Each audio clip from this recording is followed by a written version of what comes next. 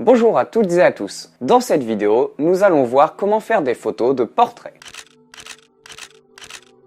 Pour commencer, la chose la plus importante qu'il ne faut surtout pas négliger, c'est la longueur focale. En effet, selon la longueur focale que l'on choisira, les proportions des personnes ne seront pas les mêmes. Il faudra généralement privilégier une focale entre 50 et 85 mm, car l'on estime que 50 mm est la focale la plus proche de la vision humaine. Non pas au niveau de l'angle de vue, qui est plus large chez l'humain, mais au niveau des proportions données à l'image. Le 50 mm est une focale dite naturelle. Donc si vous faites vos photos sur un téléphone et que vous avez plusieurs objectifs, privilégiez celui qui ira voir le plus loin. On peut également prendre des focales qui vont encore plus loin, telles que des 105-135 mm, mais plus on augmentera notre longueur focale et plus la personne sera compressée dans l'image. Ensuite, une fois votre objectif choisi, il faudra trouver un moyen de décrocher votre sujet du fond, car le but, lors d'un portrait, est de faire ressortir la personne. Pour cela, il existe plusieurs méthodes. Soit vous privilégiez une grande ouverture en vous rapprochant un maximum de votre sujet pour obtenir un maximum de flou d'arrière-plan, ce qui vous permettra de faire ressortir la personne et de la mettre en valeur. Faites cependant attention, si votre ouverture est trop grande, vous pouvez avoir un œil net et un œil pas net car la zone de mise au point sera trop petite.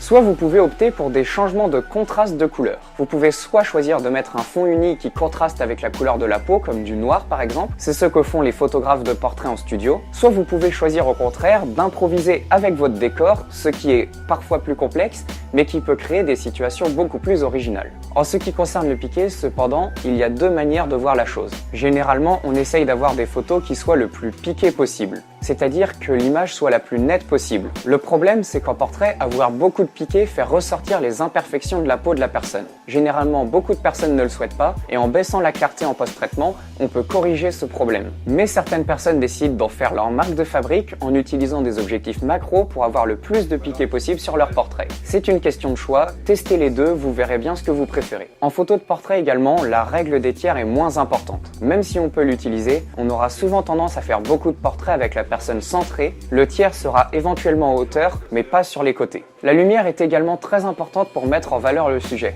Évitez surtout les flashs internes à l'appareil qui vont avoir tendance à écraser la personne. Vous pouvez pour cela jouer avec de la lumière extérieure. Faites attention cependant, lorsque la lumière est au-dessus d'une personne, cela va avoir tendance à créer des ombres, notamment au niveau des yeux, ce qui peut être très dérangeant. Pour éviter cela, on utilise souvent des flashs externes qui vont permettre de rehausser légèrement ce problème, ou alors simplement déplacer la personne pour jouer avec la lumière. Le but est de légèrement déboucher les ombres pour éviter d'avoir des ombres trop contrastées sur certaines zones de l'image. Sur des portraits, on va généralement vouloir faire ressortir une ambiance chaleureuse. Pour cela, on va utiliser des couleurs chaudes et qui sont assez saturées. N'oubliez pas cependant que c'est en brisant les règles que l'on obtient des résultats originaux qui sortent de l'ordinaire et qui nous démarquent des autres. Si vous souhaitez en savoir plus, et notamment quel objectif pourrait être plus adapté pour de la photo de portrait sur votre boîtier, n'hésitez pas à nous contacter, soit dans les commentaires de cette vidéo YouTube, soit sur nos réseaux sociaux qui sont en lien dans la description.